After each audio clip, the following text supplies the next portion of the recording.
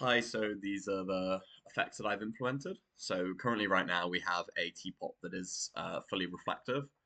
And so I've implemented both reflection and refraction.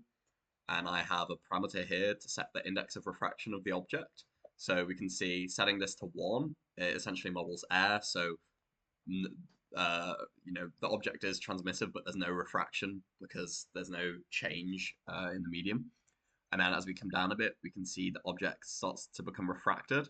And we can see that this flips the skybox because that's what happens in refraction on a curved surface. So if we rotate, we can see the effect of this a bit better. And then we can take it down and introduce more of a reflective component.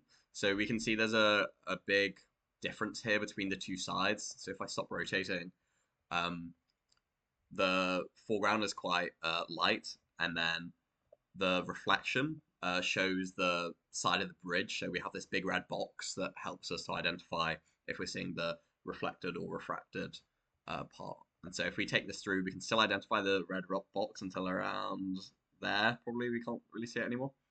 Um, and then, okay, so that's done using the Schlick approximation to work out how much should be reflected versus refracted.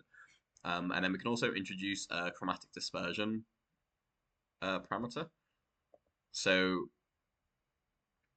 if I increase this a bit, maybe we can see it a bit better. If you look at the edges of the skybox here, you can kind of see some of the dispersion.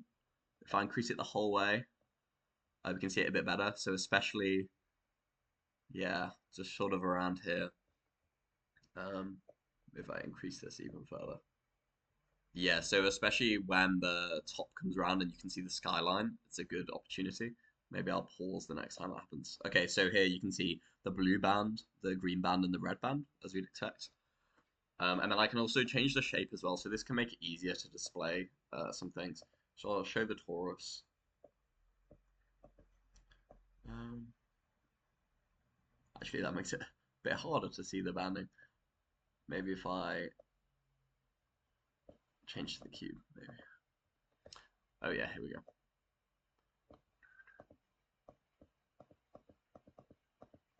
So yeah, here we can easily see the different banding through the object.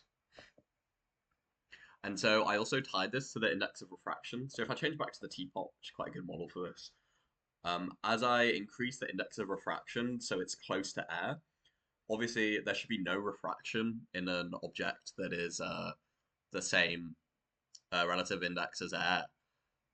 And so by that logic as well, there should be no separation between the red, blue, the wavelength of the light.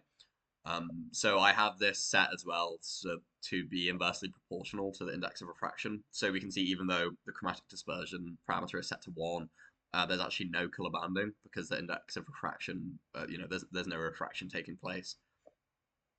But then we can see it back again. But yeah, thank you.